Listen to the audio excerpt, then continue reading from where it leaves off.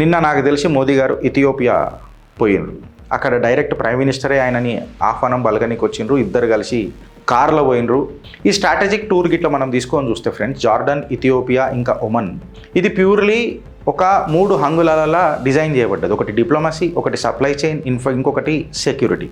అట్లా అని చెప్పి మన ఇష్టారాజ్యం మనం చేస్తున్నాం, మన సబ్జెక్ట్ మనం మాట్లాడుతున్నాం అని అన్నట్టు అట్లా కూడా కాదు. వేరే దేశాలతో కూడా మనం ఐసోలేట్ అవుతలేం, కలిసిపోతున్నాం, కలుపుకొని పోతున్నాం, కానీ మన పెత్తనమే నడిపిస్తున్నాం. ఇవాళ ఆఫ్రికా కేవలం ఒక పార్ట్నర్, ఒక క్లయింట్ లాగా కాకుండా ఇన్ఫ్యాక్ట్ భారత్కు ఒక కొలాబరేటర్ లాగా కనిపించింది నిన్న కేవలం ఆ సంభాషణ చూస్తే.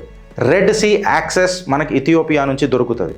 స్ట్రాటజిక్ డెప్త్ ఉన్నది ఇక్కడ, and it is called as horn of Africa. Horn of Africa అని అంటారు. ఇథియోపియా డిఫెన్స్ పార్ట్నర్షిప్ ఒకటి ఉన్నది. ఈ డిఫెన్స్ పార్ట్నర్షిప్ ఆఫ్రికన్ నెట్వర్క్తోని భారత్ని కనెక్ట్ చేస్తుంది. అంటే సెక్యూరిటీ ప్లస్ డెవలప్మెంట్ టుగెదర్ అవుతుంది. సెక్యూరిటీ ఏ రకంగా అవుతుంది గిరీష్, ఏ రకంగా డెవలప్మెంట్ అవుతుంది అని అంటే, ఇప్పుడు ఒమన్ పిచ్చిన్ అవుతుంది. డాట్స్ కనెక్ట్ చేసుకుంటారంటే జార్డన్, ఇథియోపియా ఇంకా ఒమన్. ఈ influenced base, forced base partnerships ఇక నడవాయి భారత్తో. మా మీద ఇంపోజ్ చేయొద్దు ఇవన్నీ. ఇవాళ భారత్ ఒక నమ్మకం ప్రపంచానికి కూడా పెట్టుబడిలాగా పెట్టమంటుంది.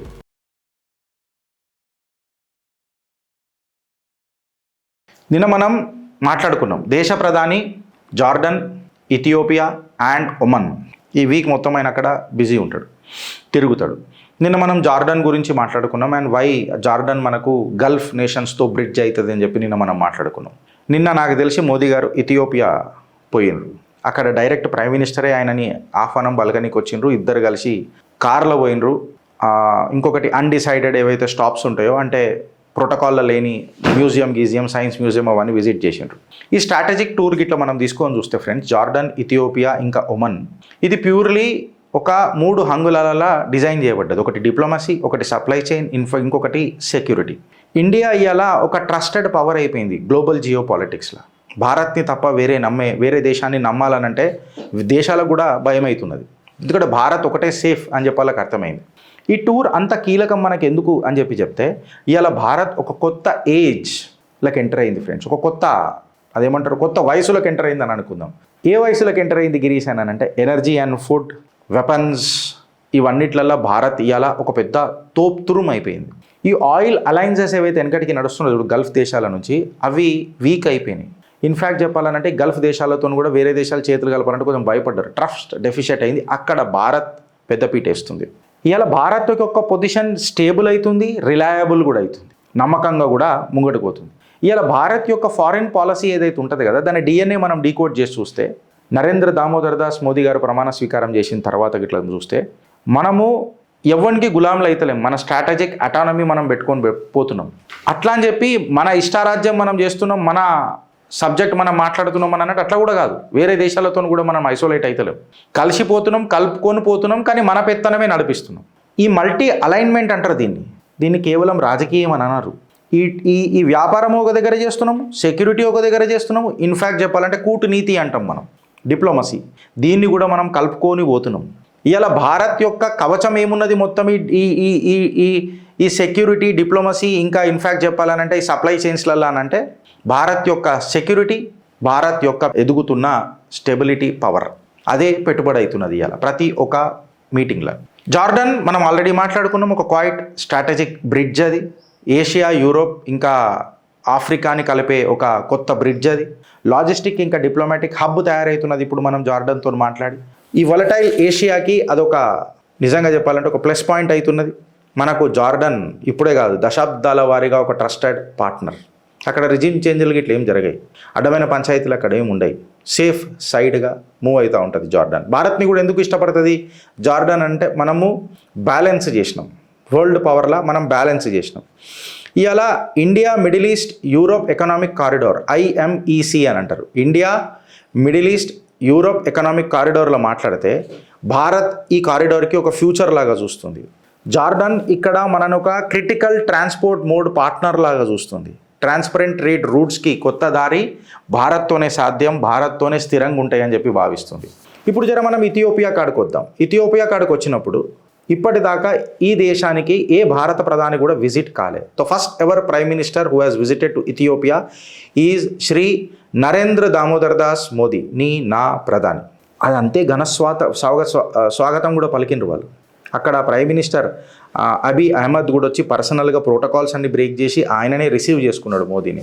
అండ్ మోదీ ఖచ్చితంగా ఆయనది ఒక ల్యాండ్ మార్క్, ఒక జెస్చర్ ఉంటుంది. ఆయన గలే మిలాంచి భుజాన్ని ఇట్లా కొట్టి ఒక పెద్దన్న పాత్ర పోషిస్తున్నట్టు, ఆబ్వియస్గా ఒక ట్రస్టెడ్ పార్ట్నర్, ఒక మంచి మిత్రుడు ఇథియోపియాగా దొరికినట్టు ఆ సన్నివేశాలన్నీ చూస్తుంటే జర అట్లా అనిపించినాయి. ఇలా ఆఫ్రికా కేవలం ఒక పార్ట్నర్, ఒక క్లయింట్ లాగా కాకుండా ఇన్ఫ్యాక్ట్ భారత్కు ఒక కొలాబరేటర్ లాగా కనిపించింది నిన్న కేవలం ఆ సంభాషణ చూస్తే.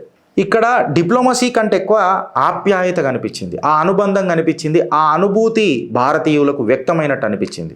పర్సనలీ రావడం, ఒకటే కార్లో ఇద్దరు ప్రయాణించడం ఎయిర్పోర్ట్ నుంచి సిటీ దాకా, దాని తర్వాత ఏవైతే ప్రోటోకాల్లో లేని స్కెడ్యూల్ కూడా, అంటే సైన్స్ మ్యూజియం ఇంకా ఫ్రెండ్షిప్ పార్క్ ఏదైతుందో అక్కడికి పోవడం, అంటే ప్రోటోకాల్ కంటే ఎక్కువ దోస్తానా మాది ఎక్కువ అని అనేది ప్రపంచానికి ఇలా అబీ అహ్మద్ ఇథియోపియా మన ప్రైమ్ మినిస్టరు ఇంకా భారత్ ప్రైమ్ మినిస్టర్ మోదీ గారు ఇద్దరు కలిసి చూపించిండ్రు. ఇది మోదీ డిప్లొమసీ స్టైల్ ఉంటుంది ఫ్రెండ్స్. ఎట్లా అంటే కార్ డిప్లొమసీ. ఇప్పుడు పుతిన్ గారితో కూడా ఆయన కార్లోనే పోతారు, నెతాన్యూ గారితో కూడా ఆయన ఒకటే కారు యూజ్ చేసిండ్రు. ఇవాళ అబీ అహ్మద్ గారితో కూడా ఒకటే కారు యూజ్ చేశారు. ఇన్ఫ్యాక్ట్ ఒబామా గారితో కూడా ఒకటే కార్లో పోవుడు మనం చూసినాము, అరబ్ లీడర్లతో కూడా ఒకటే కార్లో పోవుడు మనము మోదీ గారిని చూసినాం. ఇది అరుదైన గౌరవం. ఇది అరుదైన గౌరవం చాలా తక్కువ మందికి దొరుకుతుంది. ఇది మమతల హోమం అంటారు, అదే కదా మన సనాతనం నేర్పింది. అంటే ఇది ఏం చేస్తుందంటే ఒక కార్ రైడే కదా గిరీష్, దాని మీద ఇంత చెప్తున్నావు అని అంటే, ఒక పెద్ద మనిషి తన ప్రైవసీ కాదని ఒక కార్లో ఎక్కించుకొని ఇద్దరు కలిసి దిగ్గజ లీడర్లు పోతున్నారు అంటే పోరగల మజాగాని అనుకున్నావా? ఇది వాళ్ళ యొక్క నమ్మకానికి క్యాటలిస్ట్ అవుతుంది ఫ్రెండ్స్. ఒక నమ్మకం అనేది ఫాస్టర్గా బిల్డప్ అవుతుంది. ఇథియోపియా ఏముంటుంది గిరీష్ అంత ఫేమస్, మనకి ఎందుకు అంత ఇంపార్టెంట్ ఎందుకు అని చెప్పి మనం మాట్లాడితే, రెడ్ సీ యాక్సెస్ మనకి ఇథియోపియా నుంచి దొరుకుతుంది. స్ట్రాటజిక్ డెప్త్ ఉన్నది ఇక్కడ, and it is called as horn of Africa. Horn of Africa అని అంటారు. రెడ్ సీకి చాలా ప్రాక్సిమిటీ ఉన్న దేశం ఇది.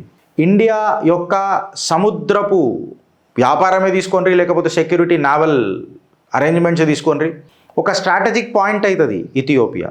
ఇండియో పసిఫిక్ విజన్కి నాంది వలుకుతుంది Ethiopia. Not just maritime naval ఇన్ఫ్రాస్ట్రక్చరే కాకుండా క్రిటికల్ మినరల్స్ ఇవాళ మనం చూస్తున్నాం. ఈ క్రిటికల్ మినరల్స్ అనేది ఫ్యూచర్ ఆఫ్ టుమారో. ఈ గోల్డ్ ఇంకా రేర్ అర్త్ మెటల్స్ ఏవైతున్నాయో ఇవన్నీ ఇథియోపియాలో జర బండారు మంచిగా ఉన్నది. అన్ఎక్స్ప్లోర్డ్, ఇంకా చెప్పాలంటే high potential rare earth minerals ఇథియోపియాలు ఉంటాయి. ఇప్పుడు భారత్తో చేతులు కలపడం వల్ల 2025 విజన్ ఏదైతే ఉన్నదో చూడు భారత్ది మినరల్స్ పాలసీ మీద, దానికి ఇథియోపియా ప్రత్యక్షంగానో పరోక్షంగానో జై కొట్టింది చేతులు కలిపినట్టే. ఈ రేర్ అర్త్ మినరల్స్ మన ఎలక్ట్రికల్ వెహికల్స్ మ్యానుఫ్యాక్చరింగ్కి, డిఫెన్స్ ఇంకా సెమీ కండక్టర్స్కి అత్యంత కీలకంగా ఉంటాయి. చైనా మీద డిపెండ్, తైవాన్ మీద డిపెండ్ కావాల్సిన అవసరం ఇక మనకు తక్కువ అవుతుంటుంది. Because when we become Atmanirbhar, ఎవడో వచ్చి మనని పెద్దగా గెలకలేడు కూడా, ఇక డైరెక్ట్గా చెప్తున్నా. ఇది కేవలం రేర్ ఎర్త్ మినరల్స్ ఆర్ మ్యారిటైమ్కి కాకుండా డిజిటల్ కోఆపరేషన్కి కూడా పోతుంది. ఎట్లా అంటే ఇండియా ఇథియోపియా డిఫెన్స్ పార్ట్నర్షిప్ ఒకటి ఉన్నది. ఈ డిఫెన్స్ పార్ట్నర్షిప్ ఆఫ్రికన్ నెట్వర్క్తోని భారత్ని కనెక్ట్ చేస్తుంది. అంటే సెక్యూరిటీ ప్లస్ డెవలప్మెంట్ టుగెదర్ అవుతుంది. సెక్యూరిటీ ఏ రకంగా అవుతుంది గిరీష్, ఏ రకంగా డెవలప్మెంట్ అవుతుంది అని అంటే, ఇప్పుడు ఒమన్ పిచ్చిన్ అవుతుంది. డాట్స్ కనెక్ట్ చేసుకుంటారంటే జార్డన్, ఇథియోపియా ఇంకా ఒమన్తో మనకేముంటుంది గిరీష్ ఈ దేశంతో అని అంటే, ఇది ఒక పిల్లర్ ఆఫ్ ఇండియా గల్ఫ్ స్ట్రాటజీకి చాలా హెల్ప్ అవుతుంది భారత్కి. ఇది స్ట్రాటజిక్ లొకేషన్ దీని ఏడున్నది అని అంటే strait of Hormuz, one of the critical sea route. ఇది స్ట్రేట్ ఆఫ్ హోర్మూజ్, ఇది గేట్వే ఆఫ్, ఇది ఇండియాకు ఒక గేట్వే అవుతుంది. ఎక్కడికి అని అంటే ఓషన్, ఇండియన్ ఓషన్కి ఇంకా గల్ఫ్ నేషన్స్కి ఒక గేట్వే అవుతుంది. ఏది ఒమన్. మనకు ఆల్మోస్ట్ 70 సంవత్సరాల డిప్లొమాటిక్ రిలేషన్షిప్స్ ఉన్నాయి ఒమన్తో. చాలా మెచ్యూర్డ్ రిలేషన్షిప్స్ ఉన్నాయి. ఇన్ఫ్యాక్ట్ చెప్పాలనంటే నమ్మకమైన రిలేషన్షిప్స్ ఉన్నాయి. ఇప్పుడు మనము ఏదైతే ఇండియన్ ఒమాన్ సిఈపిఏ ఏవైతే రిలేషన్స్ ఉన్నాయి కదా మనకు, అవన్నీ ఫైనలైజ్ అయిపోయినాయి. ఇది మ్యానుఫ్యాక్చరింగే తీసుకో, లాజిస్టిక్సే తీసుకో, ఆ కాడికి వస్తే సర్వీసెసే తీసుకో, వీటన్నిటిలా భారత్ ఇంకా ఒమన్ ముంగటికి పోతున్నది. కేవలం హైడ్రోకార్బన్సే కాకుండా, ఫుడ్డే కాకుండా మిగతా దాంట్లలో కూడా ఎకనామిక్ పార్ట్నర్షిప్లలో కూడా భారత్ ముంగటికి పోతున్నది. ఇప్పుడు ఈ స్ట్రేట్ ఆఫ్ హోర్మూజ్ ఒమన్ చాలా మనకు కీలకం, ఇంపార్టెంట్. కాబట్టి ఒక మ్యారిటైమ్ మనకు ఒక నావల్ యాక్సెస్ దొరుకుతుంది ఇండియన్ నేవీకి, Indian ocean to the gulf. ఇక్కడ యాక్సెస్ దొరుకుతున్నది అని అంటే నేవీకి, ఇక్కడ డిఫెన్స్ పార్ట్నర్షిప్ అవుతుంది. మన షిప్పులు ఇక్కడ డాక్ చేసుకోవచ్చు, రిపేర్ చేసుకోవచ్చు, మెయింటెనెన్స్ రైట్స్ కూడా ఇస్తుంది మనకు ఒమన్. ఇప్పుడు అంటే హిందూ సముద్రం నుంచి గల్ఫ్ ప్రిజన్స్ దగ్గర భారత్ యొక్క నేవీ ఆట ఆడుతుంది, ఎవడన్నా తేడా చేస్తే వేటాడేస్తుంది అన్న సంకేతం ఇలా ప్రపంచానికి భారత్ ఇస్తున్నది. ఎస్పెషలీ నడిముక్కు చైనాకు క్లియర్ కట్గా మెసేజ్ ఇస్తున్నది. ఈ మ్యారిటైమ్ సెక్యూరిటీ అనేది వితౌట్ ఫారిన్ బేసెస్ మనకు వస్తుందా, ఈ డిప్లొమసీ ఎవడైనా చేసిండు ఆయనకడికి అనేది ఒకసారి మీరు ఆలోచించండి. ఈ డిఫెన్స్ కోఆపరేషన్ ఏదైతే ఉంటుందో ఇది కేవలం మా షిప్పులు డాక్ చేసుకొని రిపేర్ చేసుకోనికనే కాదు. ఇండియన్ ఎయిర్ ఫోర్స్ ఏవైతే జాగ్వార్ జెట్స్ ఉన్నాయి కదా, దానికి కూడా కొన్ని స్పేర్ పార్ట్స్ మీరు తయారు చేయాలా అని చెప్పి భారత్ కోరుతుంది. ఆపరేషనల్ రెడీనెస్ ఎన్హాన్స్ చేసింది, ఒక సెక్యూరిటీ డైలాగ్ మాట్లాడేసింది. ఇవి కేవలం ఒక సింబాలిక్ టైస్ కావు ఫ్రెండ్స్, ప్రాక్టికల్ ట్రస్ట్ అంటారు దీన్ని. ప్రాక్టికల్గా ఒక నమ్మకం కుదుర్చుకోనికి ప్రయత్నం చేస్తుంది. ఇవాళ ఫర్టిలైజర్స్ నీకు కరెక్ట్గా టైంకి దొరికినాయి అంటే నీ ఫుడ్ సెక్యూరిటీకి దోకా లేదు. ఇవాళ ఇండియా హెవీగా ఇంపోర్ట్ చేసుకున్నాడు కంటే ఇవాళ ఆత్మనిర్భర్ అవుతున్నది, డిపెండెంట్ తక్కువ చేసుకుంటూ పోతున్నది. మన కొన్ని స్పేర్ పార్ట్స్ బయట నుంచి కూడా మనం తెప్పించుకోవాలా. ఎవరు మన ట్రస్టెడ్ పార్ట్నర్స్ అని అంటే ఒమాన్ మన ట్రస్టెడ్ పార్ట్నర్ అవుతున్నది, రిలయబుల్ సప్లై అవుతాడు. చైనాతో కంటే ఒమాన్ చాలా బెటర్ అనిపిస్తుంది మనకు. So we are expanding our partnership with the global countries or to that matter the gulf countries. ఈ గ్లోబల్ వలటిలిటీ ఏదైతే ఉంది చూడు, ఈ రిస్క్ని మోడీ తన డిప్లొమసీతో మిటిగేట్ చేసుడు మొదలెడుతున్నాడు. ఇక్కడికి ఆగిపోయిందా అంటే ఇక్కడ కాదు. ఇవాళ రష్యా యూక్రెయిన్ అనేది ఒక కొత్త షేప్ ఇచ్చింది యూరోప్కే. ఎనర్జీ సెక్యూరిటీ డిబేట్లు జరుగుతున్నాయి దీని గ్యారంటీల మీద. ఇవాళ ఫ్రోజన్ అసెట్స్ ఉన్నాయని అంటే దేశం ఫ్రాక్చర్ అయ్యేటట్టు ఉన్నది. గ్లోబల్ విజిబిలిటీ స్ట్రెయిన్లకు వచ్చేస్తుంది. యుఎస్ సెక్యూరిటీ స్ట్రాటజీ తీసుకున్నాం అనుకో, ఇటు పెద్దన్న పాత్ర ఒంటెత్తి పోకడలు ఎక్కువ ఉంటాయి. అమెరికావి నేనే ఉండాలా, నేనే చేయాలా, నాతో పార్ట్నర్ లేకపోతే నేను శాంక్షన్లు పెడతా, అది చేస్తా అని చెప్పి ఒంటెత్తి పోకడలు మాట్లాడతాడు. అదే భారత్ పొలిటికల్ స్టెబిలిటీ డిస్ప్లే చేస్తుంది. నువ్వు నీ డెసిషన్ తీసుకో, నాది నేను డెసిషన్ తీసుకుంటా, బట్ నా మతలబ్ నా భారత్ అని చెప్పి క్లియర్ కట్గా తన అటానమీని ముంగట పెడుతుంది భారత్. ఇన్ఫ్యాక్ట్ చెప్పాలనంటే పెద్దన్న పాత్ర పోషించినట్టు కాకుండా ఒక నమ్మకమైన మిత్రుడిలాగా వ్యవహరిస్తుంది మన భారత్. అందుకే భారత్ ఒక ట్రస్టెడ్ పార్ట్నర్ అవుతుంది ప్రపంచానికి. వసుదేవ కుటుంబకం అని ఊకనే రాలే.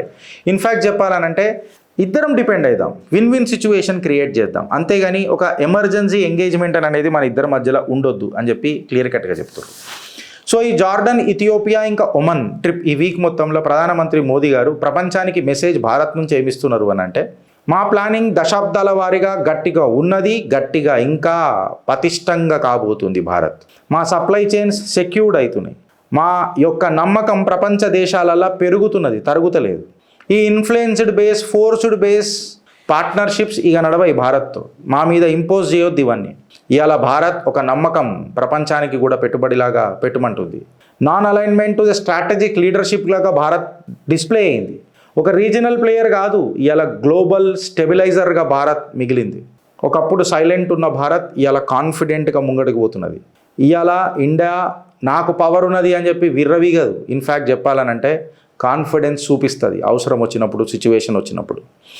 ఇవాళ మన సముద్రాలను సెక్యూర్ చేస్తున్నది భారత్, మన సప్లైస్ని స్టేబుల్ చేస్తున్నది నా భారత్. ఇవాళ ఈ నేషన్స్ ఏవైతే ఉన్నాయో వాళ్ళతో అందరితోని దోస్తానా చేస్తుంది నా భారత్, ఒక ట్రస్టెడ్ పార్ట్నర్ లేక ముంగడిపోతుంది నా భారత్. ఇవాళ నా భారత్ అడుగులేస్తుంది, అడుగేపిస్తుంది, వాళ్ళ ఆశయాలు నెరవేర్చేటట్టు పరిగెత్తిపిస్తుంది. భారత్ మాతాకి జై.